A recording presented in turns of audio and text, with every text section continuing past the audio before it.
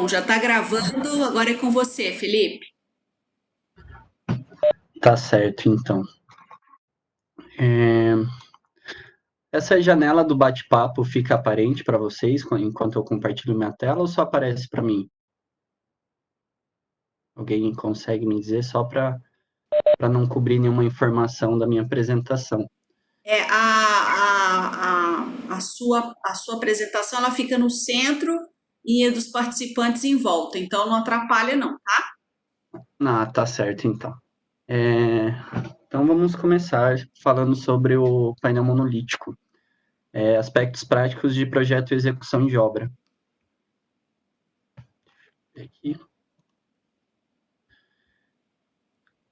Nesse primeiro slide é somente uma apresentação. Eu sou engenheiro civil formado pela UEL. Tenho MBA em gerenciamento de obras e atualmente estou fazendo uma especialização em engenharia de estruturas pela PUC. E até o painel monolítico é um dos sistemas que eu quero dar enfoque agora, para até desenvolver um pouco mais essa questão, aspectos de projeto estrutural e tudo mais.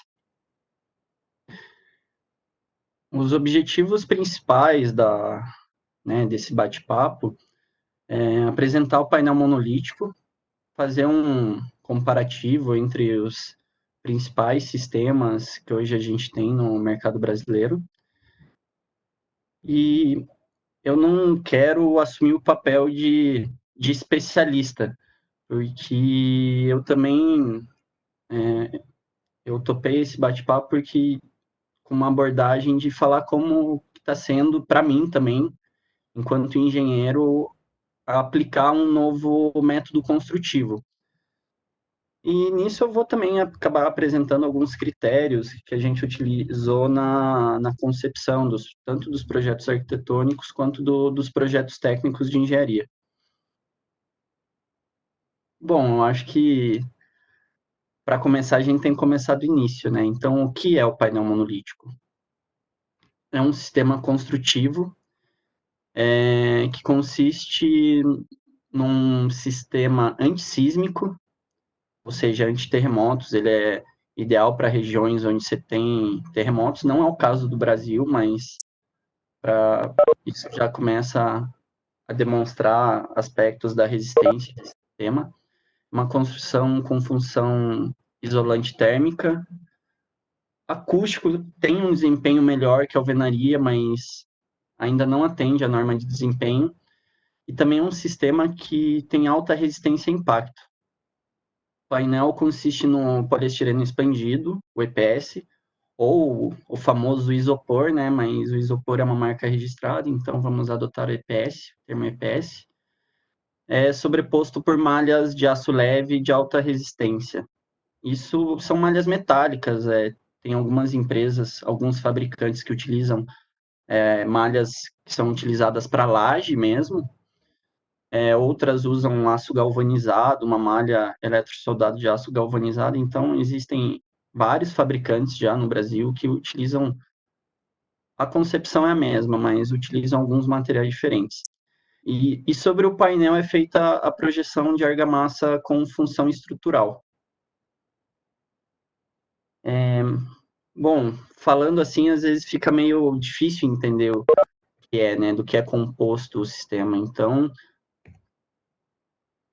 aqui eu vou ter uma imagem que representa o painel.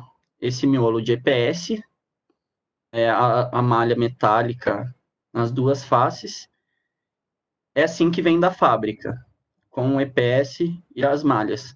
Na obra, a gente faz a montagem do painel e utiliza a argamassa, né, num serviço de reboco, como a gente já está acostumado na construção, uma argamassa aqui com um traço diferenciado, que ela tem função estrutural, diferente de uma argamassa convencional que ah, não chega a atingir 3 MPa de resistência. Essa argamassa atinge até 28 MPa, que é realmente a resistência de um concreto. Então, aqui, até para a gente conseguir entender melhor o sistema, eu peguei um vídeo de divulgação do sistema, que é de uma indústria daqui da região. Fica em Campina Grande, se não me engano, essa indústria. E eu acho que é bem bacana para a gente começar a entender.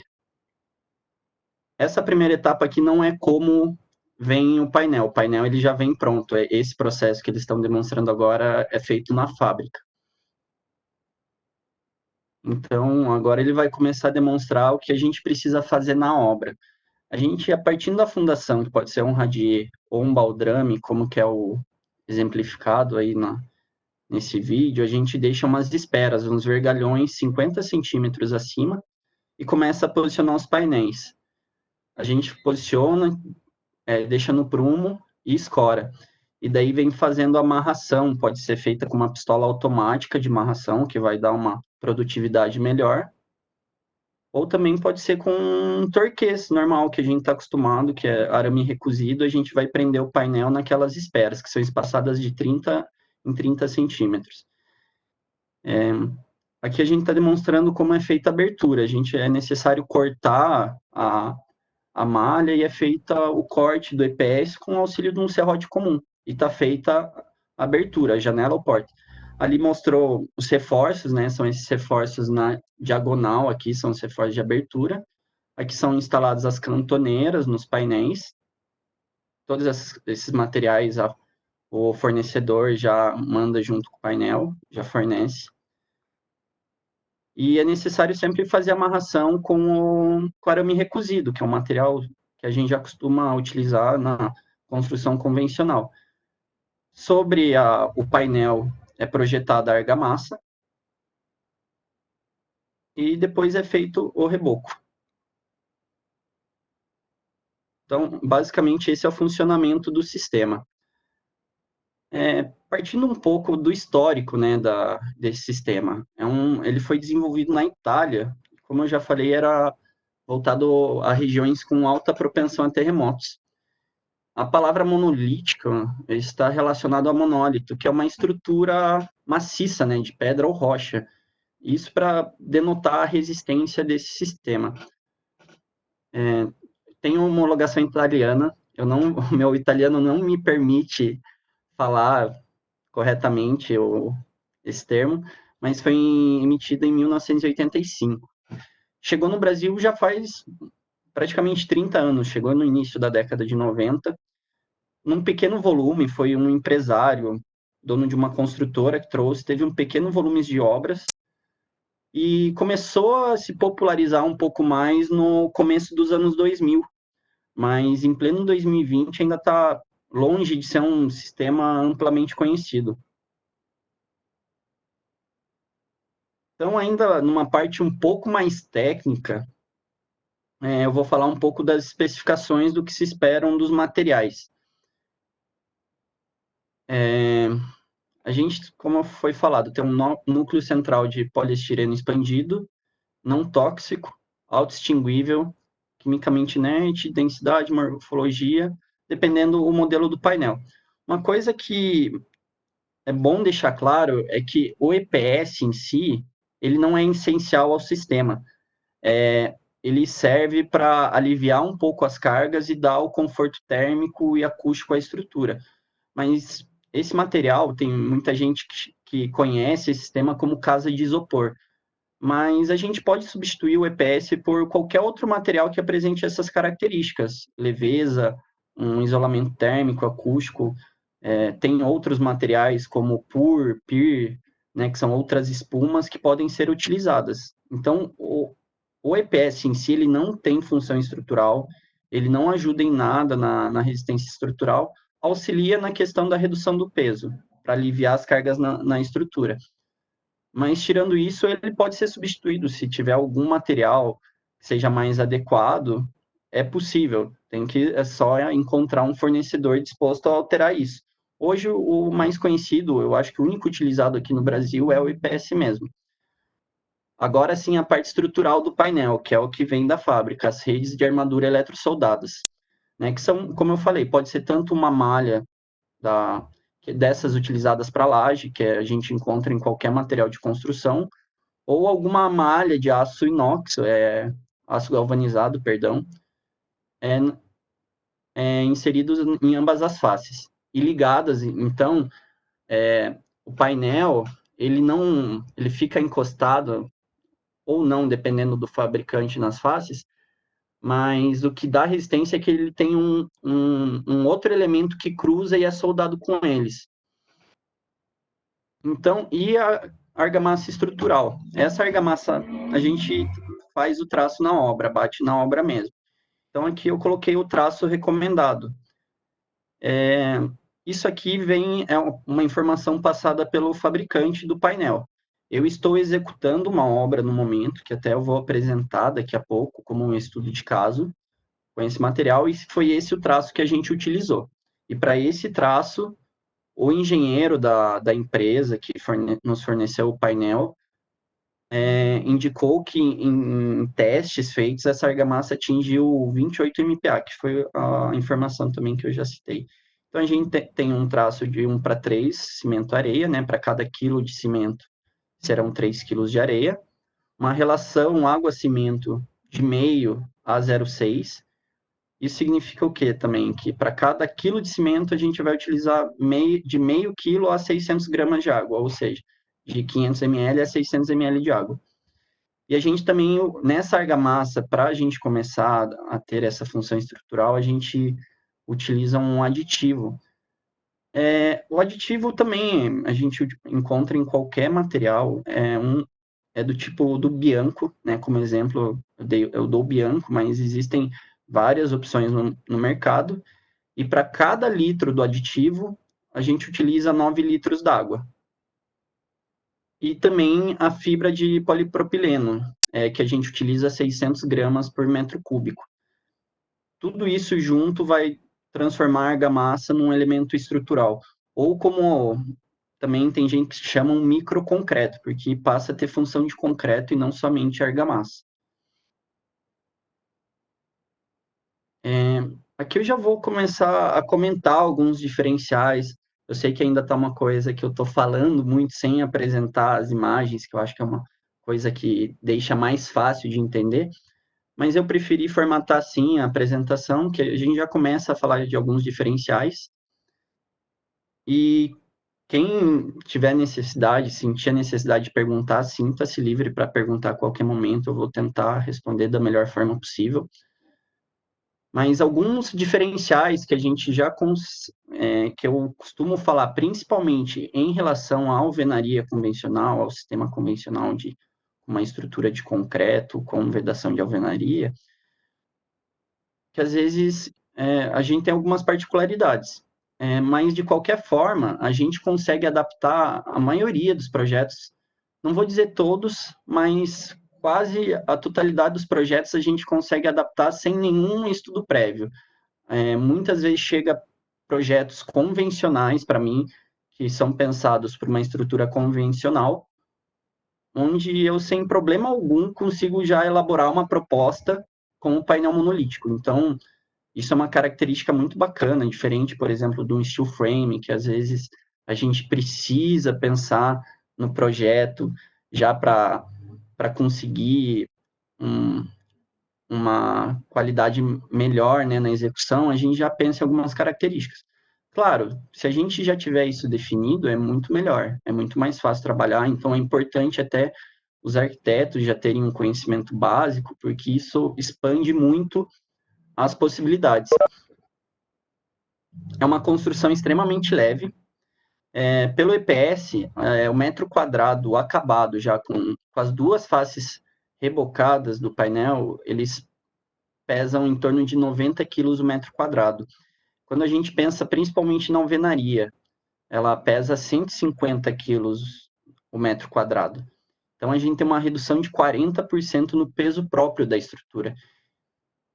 E com isso, a gente tem, consequentemente, uma redução tanto nos esforços na própria estrutura, a gente pode obter uma economia na estrutura, na quantidade de aço, no volume de concreto e também uma redução nas cargas de fundação. Então, várias situações onde às vezes a gente tem uma profundidade muito grande de estacas, né, na obra convencional, a gente consegue atender melhor com esse sistema. E o principal, na verdade, uma grande vantagem desse sistema, como as paredes são autoportantes, a gente consegue trabalhar, talvez o melhor sistema de fundação para esse sistema construtivo seja o radier. Então, a gente tem uma economia muito grande na questão da fundação. A gente consegue construir até 4 pavimentos sem nenhuma estrutura auxiliar. Muita gente, quando eu começo a explicar esse sistema, me pergunta, tá, mas e os pilares e as vigas? Não é necessário. Até 4 pavimentos, o painel autoportante suporta todos os esforços. A gente tem um conceito estrutural monolítico, como já foi citado. O que isso quer dizer? É uma estrutura, ela é inteira, ela trabalha inteira junta. Então, até na questão de, por exemplo, recalques diferenciais, onde isso gera uma série de patologias na construção convencional, esse sistema consegue atender de forma, se não a eliminar totalmente os problemas de recalque, mas evitar muito. Outra questão é justamente o conforto térmico e acústico pelo EPS, salientando, o desempenho térmico do EPS é muito grande. O acústico existe, mas ainda assim não é o principal característica do EPS. Talvez um outro preenchimento atenda melhor. Mas ele ainda, de certa forma, tem um desempenho melhor do que o sistema convencional, com uma alvenaria de vedação, por exemplo. Então, a gente também, pela questão térmica, a gente tem uma grande economia de energia em sistemas de climatização. Quando o ambiente externo está muito quente, você nota uma grande redução de temperatura no interior do ambiente. Assim, as primeiras obras, a primeira obra que eu visitei, quando eu ainda estava conhecendo o sistema, eu fui para Joinville, devia estar uns 32 graus do lado de fora, assim, estava muito quente. Quando eu entrei dentro da edificação, que era um predinho de 3 pavimentos, assim, a diferença, a variação térmica foi muito grande, até impressionante. Sem nenhum auxílio de climatização, só de entrar no ambiente, já dava para notar que estava em torno de 24 graus. É uma redução muito grande mesmo. Uma coisa que talvez seja um dos principais fatores que torna esse sistema tão interessante. A gente consegue utilizar a mão de obra convencional. A gente não precisa de uma mão de obra especializada. Eu vou acabar comentando bastante sobre o steel framing e o sistema convencional, né? Estrutura de concreto e alvenaria. Quando eu falar convencional, estrutura de concreto e alvenaria, existem outros sistemas, como blocos de concreto também, que são paredes autoportantes, mas eu vou me referir principalmente ao steel framing e ao sistema convencional. Então, quando a gente pensa em steel frame, quando a gente quer construir em steel frame, a gente já tem um primeiro impacto na questão da mão de obra. É uma mão de obra muito especializada, cara, eles cobram hoje uma mão de obra especializada, cobra bem caro, não é nada barato, é uma coisa que na minha cabeça não faz muito sentido. Não que os profissionais não devam ser remunerados, mas a partir do momento que a gente tem uma velocidade tão grande, uma redução no tempo de serviço, a gente poderia ter uma redução no valor da mão de obra, mas não é muito o que eu vejo no mercado. Então, até ainda em relação à mão de obra convencional, ela é o que a gente tem hoje disponível num custo viável. Então, a gente consegue pegar a mão de obra que já está acostumado em assentar tijolo, né? Que é uma etapa do processo. Muitas vezes eu escuto falar, nossa mão de obra não é capacitada. Eu não concordo com isso. Assentar tijolo, levantar uma parede no prumo, no esquadro, tudo certinho, é um serviço muito difícil mesmo. Mas a gente pode ainda melhorar isso, utilizando o painel monolítico, porque a partir do momento que a gente pega essa mão de obra, dá uma orientação, para eles posicionarem os painéis, é muito rápido, muito fácil. A mão de obra convencional consegue se adaptar rapidamente à curva de aprendizado é muito rápido, e depois é feito o reboco. Reboco, hoje, no sistema convencional, já é inerente ao processo construtivo. Então, a gente consegue simplesmente pegar a mão de obra convencional, dar uma aulinha ali de meia hora, sem brincadeira, a gente perde meia hora explicando o funcionamento, quais são os procedimentos, e a mão de obra já está capacitada. A gente tem uma grande redução de patologias construtivas, né? Toda a questão de fissuramento, de rachaduras, a gente não tem isso porque a parede, por ter aquela malha metálica, ela toda já tem uma resistência estrutural bem elevada. E outra questão é a da impermeabilização também, né? Porque como o EPS, ele tem uma taxa de absorção de água, mas é muito pequena. Então, ele serve como uma camada impermeabilizante. Então, uma situação normal que a gente vê, às vezes, começar a aparecer umidade, né? Algumas patologias relacionadas à umidade em parede interna, por incidência de chuva, coisa assim, é praticamente tudo eliminado. Uma coisa também muito importante, um fator muito importante é a redução de desperdícios e geração de entulhos, né? Com a alvenaria, principalmente.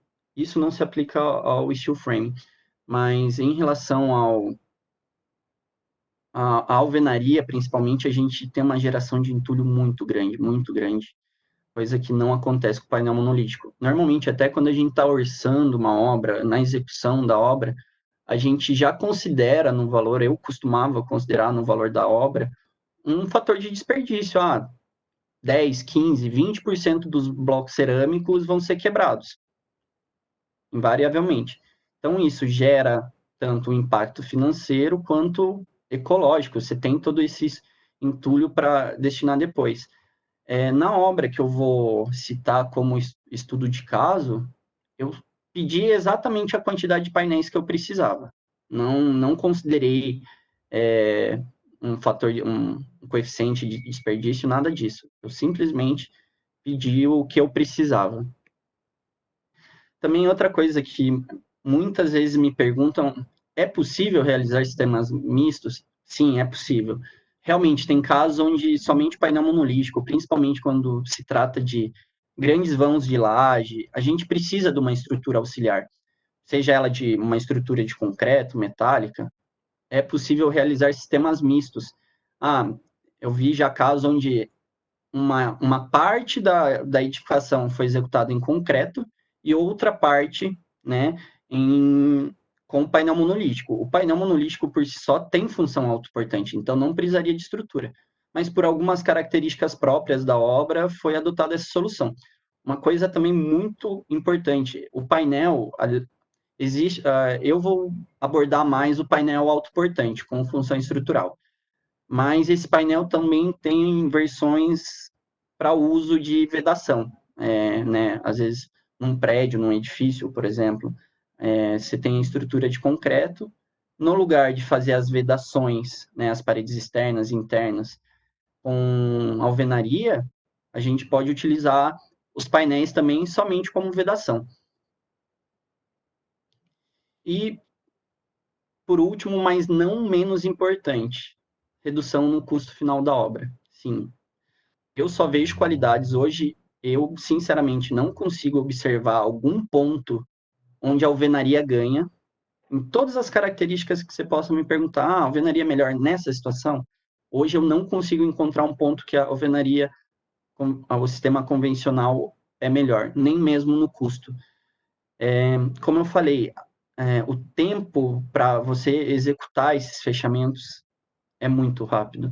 Então, apesar do material em si, às vezes poder ter uma elevação, sair um pouco mais caro, a redução na mão de obra é tão grande que a gente obtém uma economia muito significativa no final da obra. Tá, Felipe, mas quanto seria essa economia? Eu costumo falar de 10 a 20%. Tem outros construtores que eu já conversei, já trabalham na faixa de 15 a 30%. no mínimo 15% de economia. Então, você vê que é uma redução considerável, que não pode ser descartada. Então, aqui, como estudo de caso, eu vou apresentar uma obra, está a planta baixa dela, é uma obra simples, né, padrão popular. O projeto é da arquiteta Camila Tecati, e os demais projetos técnicos foram eu que executei, que elaborei, e eu sou responsável técnico pela obra. A Camila, ela me acionou, né, me procurou, relatando que teria essa situação, contando o caso da cliente, que tinha uma necessidade específica. Então, até a gente fez uma obra onde até a área de serviço está dentro do banheiro, a gente tem uma máquina de lavar. Então, era uma situação específica, ela me procurou falando, eu preciso de uma construção com o menor custo possível. Eu apresentei isso, ela achou demais, a gente começou a refinar as questões, apresentamos para a cliente, ela adorou, e agora eu vou começar a mostrar as fotos, né, um passo a passo do processo,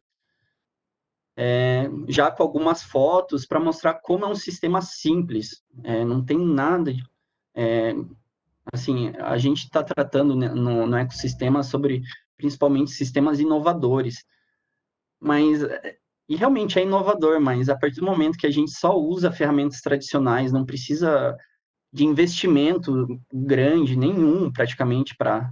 Na verdade, a gente não precisa de um investimento para mudar a nossa força de trabalho do sistema convencional para o painel monolítico. É simplesmente adotar o sistema. Então, aqui a gente... Nossa ideia original era partir para um radier, mas ali, pela característica do terreno dela, a gente viu que tinha um declive. Eu julguei que ao fazer um aterro ali, garantir a compactação não seria nada fácil. Sairia até mais caro do que fazer a própria estrutura ali, de pilotis e uma laje. Então, a gente acabou partindo para essa solução. Foi o que encareceu um pouco a obra. Mas, de modo geral, eu sempre recomendo tentar achar um local plano para a gente conseguir partir de um radier, que é onde a gente vai obter a maior economia possível na execução da obra. Então, feita a fundação ou laje, né? Por que eu falo laje? Porque caso eu tivesse 2 pavimentos à obra, a partir do momento que foi executada a laje, a gente recomeçaria esse passo a passo. Então, tanto da fundação quanto da laje é o ponto de partida. Feito isso, a gente faz a marcação das posições das paredes no próprio piso. Aqui não dá para ver, mas as paredes já estão todas desenhadas no chão. Então, basicamente, era só a equipe da mão de obra seguir a instalação. Nessa obra, a gente utilizou somente dois pedreiros para fazer a obra inteira. Ela ainda não está finalizada, ela está finalizando o reboco ainda, mas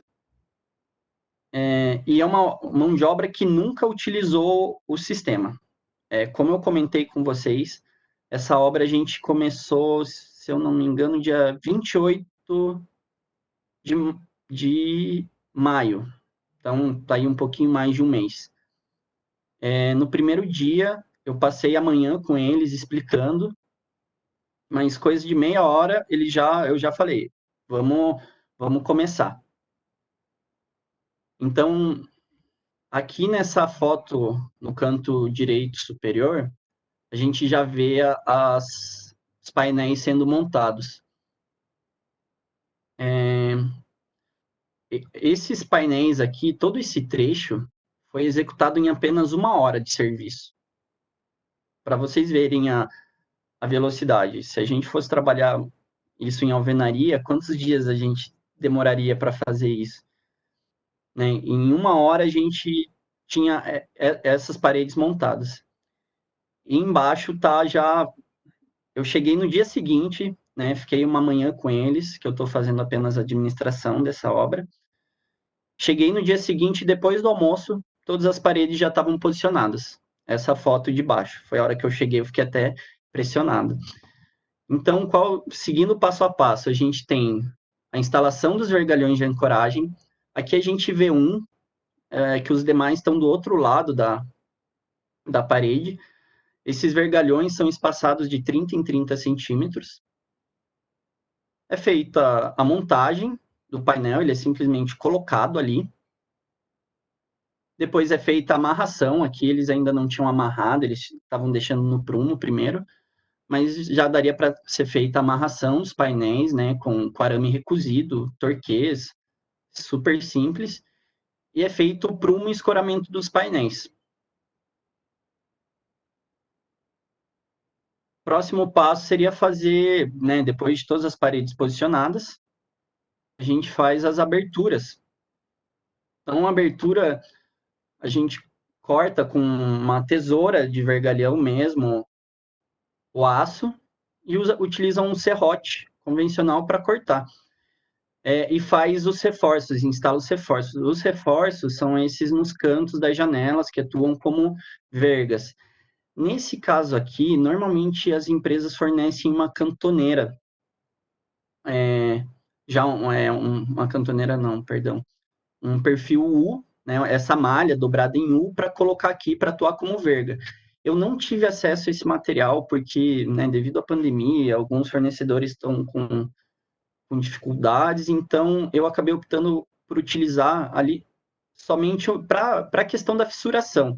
Como são janelas pequenas, até nem precisaria, mas para evitar uma possível fissuração da argamassa, eu utilizei uma malha ali, uma tela de aço galvanizado, né, nas aberturas para prevenir o aparecimento de fissuras. E nessa foto aqui a gente já consegue ver mais os vergalhões espaçados, né, e o reforço nas aberturas.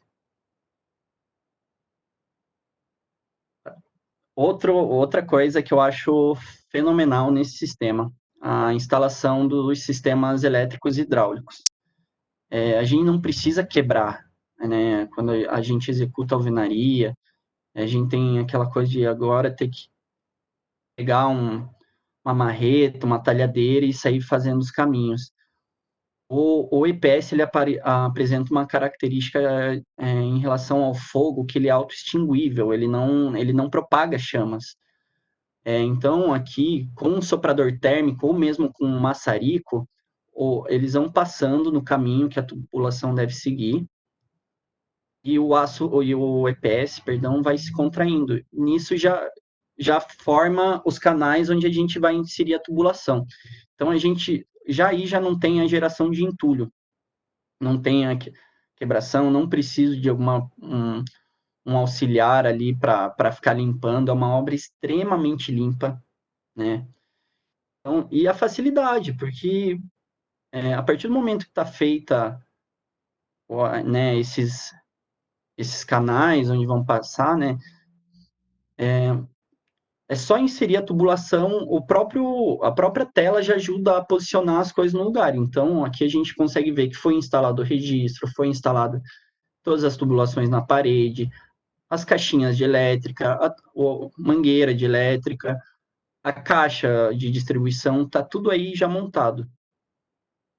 Então, também é uma economia de tempo e dinheiro, porque nesse caso eu consegui que a própria mão de obra que eu contratei para fazer a parte bruta já executasse essa infra de elétrica, sem precisar que agora eu vou chamar o eletricista para ele abrir tudo, para ele posicionar, não, pela simplicidade, os próprios pedreiros já estão posicionaram tudo, é muito simples, muito fácil. E por final a gente começa o chapisco. Então a partir do momento que está tudo chapiscado, né? Aqui a gente já vê as instalações também. A gente faz em duas camadas, né? A gente usa o chapisco para com um teor maior de aditivo para ele aderir ao EPS. Espera secar 3 dias, vai sempre umedecendo esse substrato com a água com aditivo e começa o reboco. E depois de rebocado, é uma parede normal, como outra qualquer. Ninguém nem vai saber que tem isopor, que é um sistema construtivo diferente. Então, é muito fácil, e nessa última foto, o reboco, que mostra a última etapa, que seria o reboco, né? É um serviço que qualquer pedreiro já vai executar naturalmente. É muito simples, é muito fácil, e tá. Nesse próximo slide, a gente tem alguns outros detalhes que eu acho bacana. O primeiro aqui é a questão da laje, né? Como eu falei, a gente teve que partir para uma estrutura de pilotis, e teve que fazer uma laje com isso. Então, eu tenho vigas, né, em todo o perímetro da casa, e tenho uma viga só embaixo dessa parede aqui, para suportar essa parede. Eu tenho, entre os quartos, eu tenho uma outra parede, e entre a cozinha e o banheiro, eu tenho outra parede. Mas abaixo dessas paredes, eu não fiz viga. A gente conseguiu simplesmente trabalhar com um reforço nas vigotas pré-moldadas. Então, é isso que está mostrando aqui. A gente utilizou embaixo da parede somente 3 vigotas. Numa construção em alvenaria, por exemplo, obrigatoriamente a gente precisaria trabalhar com uma viga embaixo da alvenaria, porque são 3 metros de vão. Aqui, nesse caso que eu estou mostrando, é até mais, eu acho que é 3,80 de vão, quase 4 metros.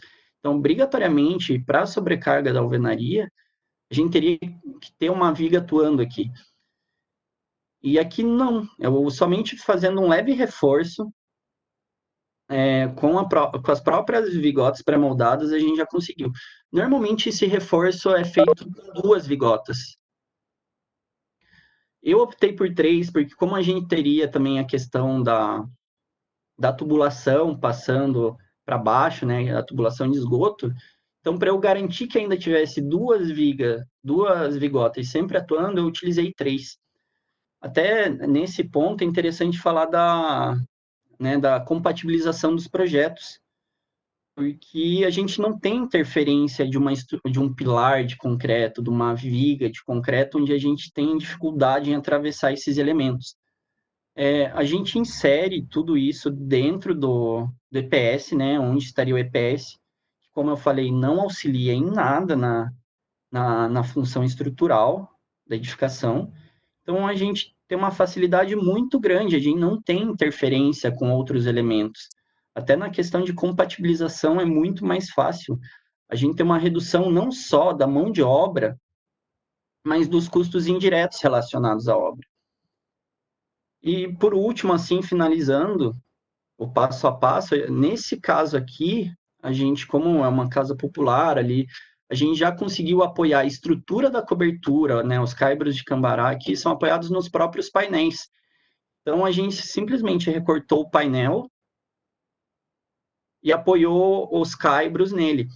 Aqui, para fixar um pouco melhor nessa etapa onde ainda não foi feito o reboco, a gente utilizou espuma expansiva mesmo, que já garantiu que esses perfis esses caibros não sairão do lugar. E depois é amarrado com arame, e ainda vai ser feito o reboco, e ficaria tudo junto. E é feita a instalação das telhas. Uma coisa que é bem bacana comentar é que grande parte da estabilidade da edificação a gente já consegue obter somente com o chapisco. Então, por exemplo, se fosse 2 pavimentos essa construção, essa edificação, a gente não teria esse oitão aqui, né? E essa etapa, do jeito que está aqui, com as paredes apenas chapiscadas, eu simplesmente apoiaria as vigotas, como dessa foto, sobre o painel e faria a concretagem. Sim, a gente já concreta mesmo sem estar rebocado.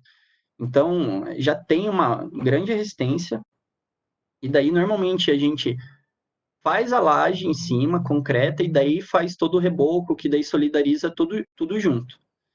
Então, é possível observar que tem uma redução muito grande nas etapas de trabalho. A gente não tem, falando em mão de obra, a gente não precisa de um armador na obra para cortar, dobrar, ler projeto, armar tudo. A gente não precisa de um carpinteiro para ficar fazendo as formas.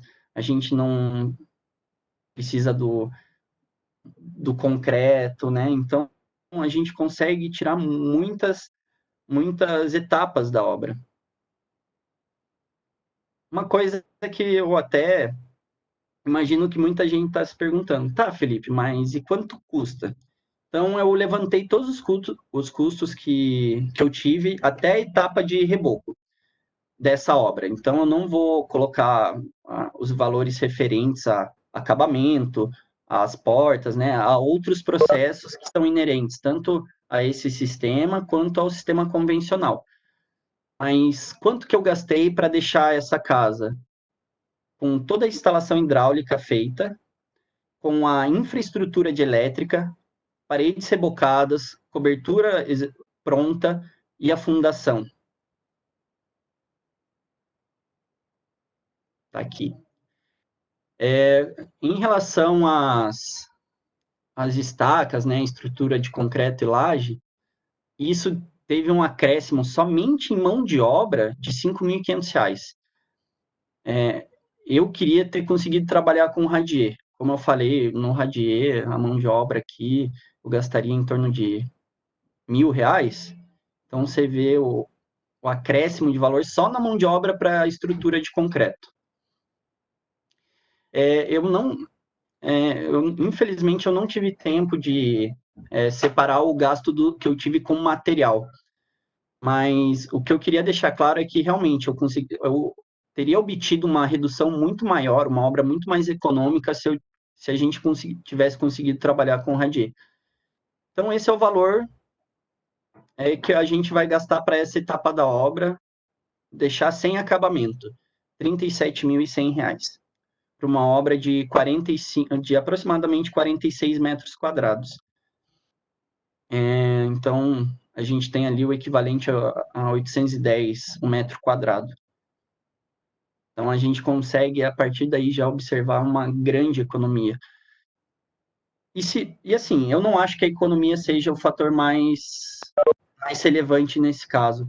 Você pensar que você vai ter um produto melhor acabado, questões ambientais, né, mais bem resolvidas, vamos dizer assim, com menor geração de entulho, conforto térmico interno da edificação. Então, tem várias vantagens. Você tem um produto final muito superior e ainda assim, né, com uma redução de custo considerável. E a partir desse ponto, né, os acabamentos, revestimento cerâmico, pintura, é tudo igual ao que a gente já conhece. Não muda nada. A gente vai utilizar os mesmos materiais. Então, a gente tem esse grande ganho.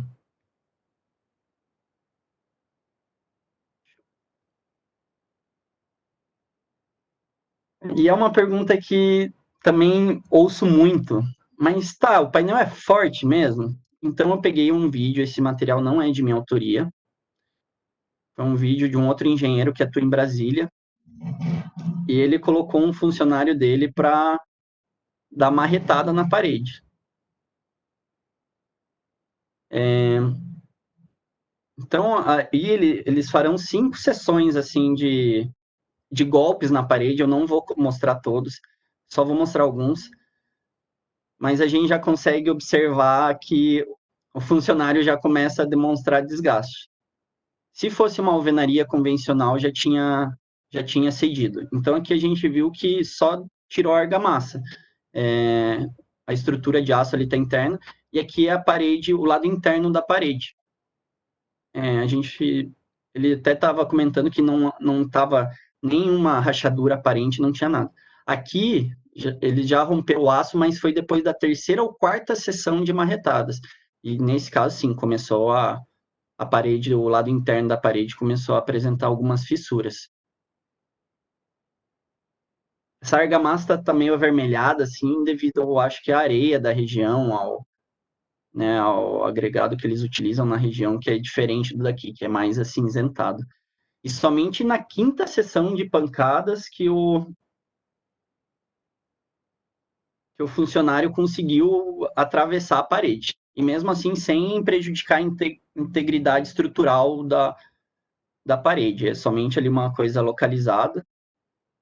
Isso também permite falar o seguinte: tem muita gente que pergunta, mas depois de feito tudo isso, tem como fazer alteração, passar tubulação?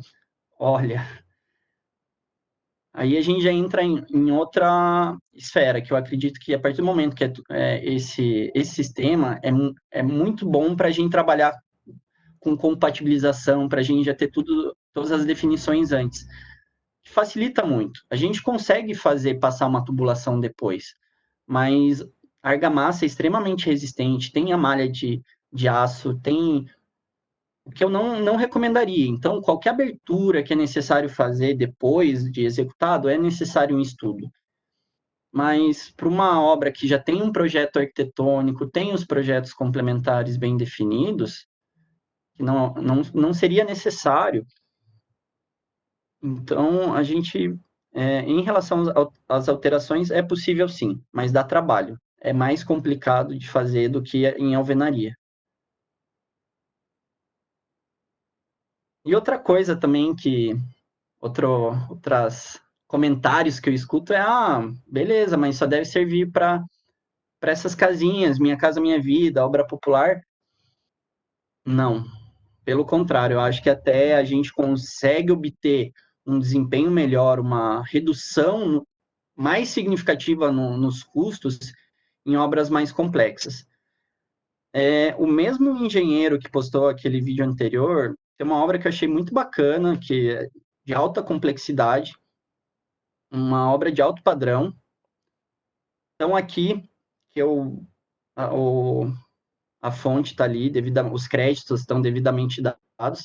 Então, nessa obra, eles conseguiram partir de um radier, fizeram todos os posicionamentos dos painéis, passaram a infra de hidráulica, elétrica, tudo certinho. Aqui eu acho que a gente já vai ver. Aqui eles estão utilizando a projeção de argamassa, o que também dá um ganho muito grande na mão de obra. Aqui eles utilizaram, como vocês podem ver, vigotas tradicionais, uma laje convencional de concreto com enchimento de EPS também. E já iniciando o segundo pavimento, como eu falei, esse sistema ele suporta até 4 pavimentos sem estrutura auxiliar alguma. Todos esses elementos que a gente tá mostrando no vídeo, mesmo os decorativos, são todos feitos com painéis monolíticos. Aqui para frente ele vai mostrar alguns pórticos que eles executaram. Todos esses pórticos aqui, esses elementos, essas lajes, os pórticos, são todos painéis monolíticos. Você vê, então isso eu só quis para demonstrar para vocês que é um sistema que atende, sim, a todos os públicos. Eu não vejo ele como um sistema construtivo voltado a nichos, né? Diferente do, do steel frame, que hoje tem um custo muito elevado. Então, acaba sendo uma construção de nicho para quem tem muito dinheiro ou para quem sabe da importância do desempenho da estrutural, mas acaba sendo uma atuação de nicho. Eu espero o momento que o painel monolítico substitua assim a alvenaria completamente. E quais ferramentas são necessárias, né? Eu já falei, para a gente implantar não é necessário um investimento grande. Não, são todas ferramentas já tradicionais da construção. Eu listei todas as ferramentas, eu coloquei uma imagem aí com todas as ferramentas que a gente precisa. O que tem um pouco de diferente aqui? O soprador térmico. Esse soprador térmico custa R$ 120. Muito alto investir R$ 120, compra um maçarico desses Hs butano, né? R$ 50. Isso vai auxiliar muito na questão da passagem das tubulações. Demais, a gente vai ter no máximo a pistola de projeção, R$ 500. Eu não vejo um investimento significativo nisso. Um compressor de ar para acionar a pistola. Todos os demais itens são a mão de obra convencional já possui. E também uma coisa muito importante é sobre a normalização desses materiais. Hoje a gente tem o SINAT, né, que é o Sistema Nacional de Avaliação Técnica. Ele já tem uma diretriz específica, datada de 2014, para avaliar esse sistema construtivo. Infelizmente, a gente ainda não tem o DATEC. O DATEC é o documento de avaliação técnica, né? O DATEC ele serve como um documento que garante todas as propriedades e características para a gente conseguir, por exemplo, um financiamento para conseguir executar no Minha Casa Minha Vida. Se eu não me engano, ainda não existe um DATEC, porque nenhuma indústria, que não são poucas que existem no Brasil, já existem várias, ainda nenhuma solicitou o DATEC. Eu sei que uma dessas indústrias já acionou o LACTEC aqui da Federal para fazer toda a avaliação desses painéis. Eu acredito que já deva ter algum laudo, mas no sentido de, para a gente utilizar hoje, ainda falta o DATEC. Mas já existe a diretriz, é realmente questão de tempo e demanda. Conforme aumentar a demanda, invariavelmente vai ser um processo de domínio de várias construtoras. Eu vejo que hoje ainda falta o conhecimento, a divulgação desse sistema. Eu mesmo não conheço esse sistema há muito tempo.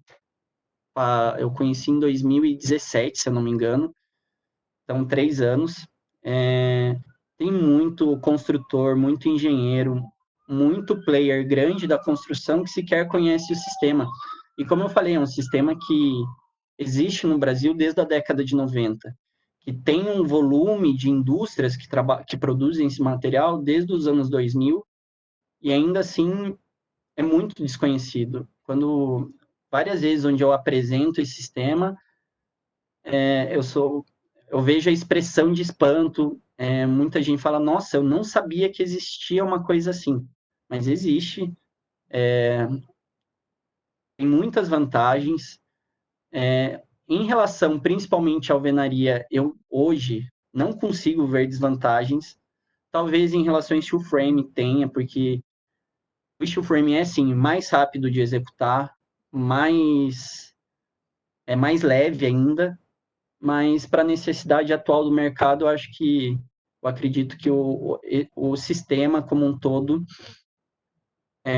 já atenda perfeitamente e tem potencial, sim. Pelo menos eu quero acreditar para substituir a alvenaria, a estrutura convencional. Não faz sentido, em pleno 2020, a gente ainda ter sistema onde a gente precisa pegar tão artesanal, tão arcaico, né? A alvenaria é uma coisa que denota de séculos atrás, e ainda ser o sistema predominante no país. Eu não consigo ver sentido nisso. Eu acho que é uma questão de realmente divulgar a técnica. Essa é a minha proposta aqui, porque eu realmente me encantei. Apesar de eu conhecer o sistema já há alguns anos, eu ainda fico surpreso com as coisas que são possíveis de fazer com ele. Então, eu espero ter contribuído com isso. É essa a minha intenção, divulgar realmente a divulgação científica, fazer a divulgação de um material que tem um enorme potencial, é mais barato, é mais rápido, ecologicamente falando, é mais racional, é um processo industrializado. Você vê que tem todas as características que a gente demanda hoje no mercado. Acredito firmemente que é uma questão de cultura, da gente começar a abrir nossos horizontes, a adotar realmente o material, porque ele é fácil de encontrar. A gente tem algumas indústrias na região aqui mesmo que conseguem atender, e o foco principalmente em aumentar a demanda. Na verdade, eu finalizei agora. Quero agradecer a quem assistiu pela atenção. E já está aberto a perguntas. Eu já tinha mencionado que se alguém sentisse necessidade de fazer perguntas durante, poderia fazer, mas agora eu estou à disposição. Muito legal, Felipe. Eu realmente me encanto com essas coisas, porque você vê a obra limpa, né? É, rápida, com custo acessível, vamos assim dizer, e durável, né? Então, eu acho que tem Extrema, todas as características aí para novos materiais de inovação. Na verdade, a gente tem buscado construções mais inteligentes, né? E essa é uma certamente. construção inteligente, com Com certeza. materiais, né, inovadores, com o formato, e o que é mais legal, né, que eu vi, eu não conhecia, então, obrigada aí pelo conhecimento, Que isso. que os próprios pedreiros, enfim, né, a própria mão de obra na obra pode aprender a fazer, né? E isso é uma das coisas que é mais importantes, porque a gente sabe que além de reduzir essa mão de obra, né? Porque é uma das coisas mais difíceis hoje da construção, é você primeiro encontrar pessoas, segundo, né? Capacitar. É a logística, exatamente, aquela logística e capacitação daquele bando de gente, né? Então, eu achei muito legal isso aí. E uma pergunta que eu tenho, que eu fiquei na dúvida ali, até quando você mostrou o outro filme da obra maior, eu Uhum. vi que ali tinha vamos assim dizer, a escada estava sendo feita, tinha a estrutura da escada ali para subir de um lugar para o Isso. outro. A escada também é feito dessa forma ou é uma outra estrutura, Felipe? Nesse caso da obra, aquela obra em questão foi feita uma estrutura convencional, uma escada convencional de concreto apoiado no painel. Isso já mostra uma vantagem desse sistema que ele trabalha junto. Mas existe escada sim com esse painel também. E é uma escada basicamente industrializada. Você compra os módulos, até separei uma imagem aqui, mas eu acho que não vai ser tão fácil transmitir. Mas existe escada sim pronta com esse material. A gente consegue utilizar até a escada. Muito boa pergunta, que eu tinha até esquecido de comentar isso. A gente utiliza esse material EPS no miolo dele, já vem a escada, né, o formato certinho, os degraus e a face inferior plana. Existe um vão, né, eles fazem um furo nesse módulo, onde é inserida uma armadura ali, uma trelicinha metálica, que daí esse miolo é preenchido de concreto, e as faces são rebocadas como eu expliquei ali. Outro fator importante que eu não comentei é que esses painéis são modulares. Eles vêm da indústria com uma largura definida. Todos os painéis ele dependem da indústria. Na obra que eu estou executando, a indústria fornece painel com 1,80 de largura. Então, o painel sempre vai vir com 1,80 de largura. Mas a altura é isso eu que defino. Ah, preciso de um pé direito de 2,70, 3 metros. Daí isso eu defino, eles mandam já o painel com a altura correta.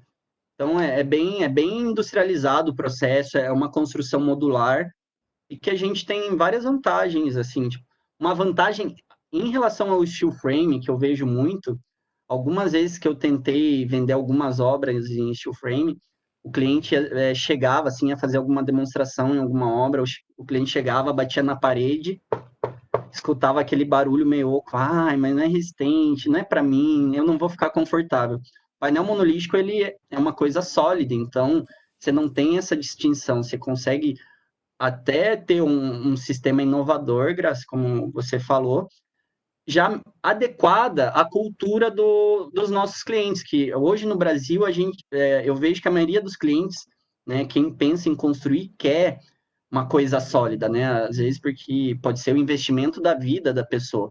Em obras comerciais nem tanto, já é bem aceito o drywall, steel frame, mas eu vejo principalmente para obras residenciais a gente ainda tem algumas resistências, a pessoa prefere ficar naquilo que conhece, numa situação mais confortável. Então, o painel monolítico atende muito bem essa questão também.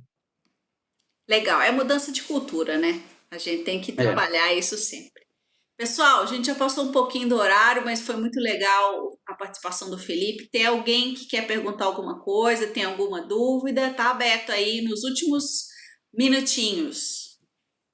Oi, oi, eu vou correr então, porque eu tenho uma pergunta assim. É o Thiago aqui. Thiago. Então, Felipe, primeiro, parabéns pela apresentação e por entrar, né, nesse processo aí de inovação. Acho que você acabou de colocar um ponto que é muito importante, que realmente tem que envolver o cliente, e o cliente tem que embarcar também junto em sistemas de inovação na construção. Acho que é um passo fundamental. Com certeza. Sobre as perguntas, até uma das minhas dúvidas a Graça já trouxe, fiquei feliz de saber o resultado. Eu tenho mais duas perguntas, talvez, duas ou três sobre isso. Eu vou fazer, porque são perguntas simples, vou fazer em série e você se Uhum. organiza para responder. Tá certo. A primeira seria se você fala assim, é possível fazer modificação. Você mostrou lá o exemplo do vídeo do cara quebrando a parede, e eu queria entender se, mesmo que o cliente, ou o morador, o arquiteto, ou quem for, saiba do trabalho que vai ser fazer alguma alteração mais no espaço de uma casa construída assim, se ainda assim seria possível, por exemplo, tirar, fazer, ou não tirar uma parede inteira, mas fazer uma abertura entre um ambiente e outro, fazer uma integração de ambiente no futuro. Como que seria esse processo, já que a parede é estrutural? Se existe um limite e uma possibilidade para isso? A segunda questão seria em relação a mobiliário, se para colocar mobiliário sob medida, pendurado em parede, esse tipo de colocação, tem algum cuidado a ser tomado. E Uhum. a minha terceira pergunta, que é aquela que talvez a gente nunca espere que alguém faça, e que talvez seja um pouco mais difícil, mas entender se a aplicação desse sistema em uma reforma de uma alvenaria convencional é possível, é viável, tanto em relação a adaptar e tanto em relação ao fornecedor vender peças individuais para fazer uma ou duas paredes dentro de uma casa maior utilizando esse sistema, se é possível essa integração. Bom, já respondendo essa última questão, é possível sim. Aqui no Brasil é realmente uma questão cultural. Eu sei que, por exemplo, um fornecedor, uma vez em uma conversa, me falou que, por exemplo, no Chile, você encontra esses painéis já com dimensões pré-definidas em material de construção, sabe? Então, a gente tem essa vantagem. Tem que ter a distinção do painel voltado à função estrutural e à vedação, que, né, para a gente ter a viabilidade de adotar esse painel numa obra de alvenaria, para só fazer uma reforma, por exemplo, eu acho que o que atende melhor seria um painel de vedação, que às vezes não tem o aço ali, não precisa ser um tão reforçado. Então, é possível sim. Em relação a aberturas maiores, caso para integração, é possível fazer. Só que, como você mesmo falou e bem sabe, a parede com função estrutural, ela está ali por um motivo. Então, teria que ter provavelmente uma verificação do projeto por um engenheiro, para ver se a abertura não comprometeria a integridade, né, a resistência da parede. E caso comprometa, daí daria para partir, por exemplo, para uma estrutura metálica, um reforço, né, com estrutura metálica ou mesmo com uma estrutura de concreto, daí só fazer uns pilares, um pórtico, né, para auxiliar. Mas é possível fazer. Depende de análise, não uma coisa tão trivial como abrir uma alvenaria de vedação, mas é possível, vai demandar um pouco mais de estudo e um pouco mais de esforço, porque sim, a painel é bem resistente depois que ele é montado para conseguir cortar mesmo, é extremamente difícil, é muito resistente. Em relação à mobília, como eu falei, a argamassa é estrutural, né? Você tem 28 MPa contra, no máximo, 3 de uma argamassa convencional. Quando chega isso, né? E além disso, além da argamassa, não é nem a argamassa que eu vou te dizer que vai dar a resistência, mas como você tem a malha metálica ali atrás, e ainda você tem o reboco, uma coisa também muito importante que eu acabei não mencionando, o reboco a gente tem definido, a gente precisa de 3,5 de cobrimento em cada face do painel, né, para a gente ter uma seção de concreto resistente para esse painel conseguir trabalhar na flexocompressão. Então, a gente tem 3,5 de reboco em cada face de um concreto extremamente resistente, ainda auxiliado com a malha metálica e o EPS no meio. Então, você vai fixar uma bucha ali, ele vai estar extremamente rígido. Diferente, às vezes, do uma argamassa, quando a gente tenta fazer um furo com uma furadeira, colocar uma bucha, a argamassa às vezes vai se desfazendo, esfarelando, abre um buraco muito maior do que o necessário, simplesmente porque a argamassa e a alvenaria não dão conta. Então, em todos esses sentidos, na verdade, principalmente para mobília, se você tem necessidade de colocar algo com uma carga elevada na parede, é possível. Até eu te digo o seguinte, então, que atende até melhor do que a alvenaria.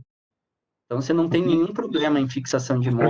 preocupação não é se aguenta, mas é se o marceneiro vai ter ferramenta para fazer esse furo aí no final das contas. A questão é broca. Ele vai precisar de uma furadeira forte, uma furadeirinha fraca, talvez não aguente fazer o furo né, no reboco, mas ele tendo um equipamento adequado, uma furadeira, não precisa ser um martelete, nada, mas precisa ter uma ferramenta de qualidade, uma broca de qualidade. Uma coisa que eu sei que sofre nisso é a broca. A broca gasta se precisar fazer muito furo nesse painel. Mas é uma broca de concreto convencional. Talvez só comprar algumas peças a mais, já prevendo um desgaste maior, mas é totalmente possível. Em questão de móveis, assim, de mobília, até melhor. Eu até sugeriria fortemente o painel para substituir a alvenaria, que a alvenaria em si, ela pode ceder. Eu já vi casos de alguns relatos de alguns marceneiros parceiros que foi instalar um armário em cima, né, suspenso, e a parede veio com tudo. Isso nunca aconteceria no painel monolítico, pela resistência, claro, desde que haja um controle, né, dos materiais, que a argamassa siga um traço certinho, adequado, atende 110% a essa situação específica. Somente a questão das alterações que daria um pouco mais de trabalho, mas é possível também. Mesmo uma alvenaria estrutural é possível fazer alteração, dá mais trabalho, dá, mas é possível. Legal, cara, obrigado. Espero que a gente possa, em breve, trabalhar em um projeto aí nesse sistema. Tomara, estou à disposição. Isso é ótimo, que daí obriga a fazer um bom planejamento. Exato, Né? A questão é essa. Exato. Trabalhar com compatibilização, com planejamento, para não precisar fazer adequações. Sim. Legal, pessoal. Infelizmente acabou o nosso tempo, mas eu tenho certeza que o Felipe está à disposição de todos nós ali no ecossistema, né? Para que a gente queira se aprofundar mais no assunto. Felipe, obrigada aí mais uma vez por estar aqui conosco, compartilhando conhecimento. Beleza? Um grande abraço a todos. Graça. Nos vemos na quarta-feira. Até mais. Tchau, até.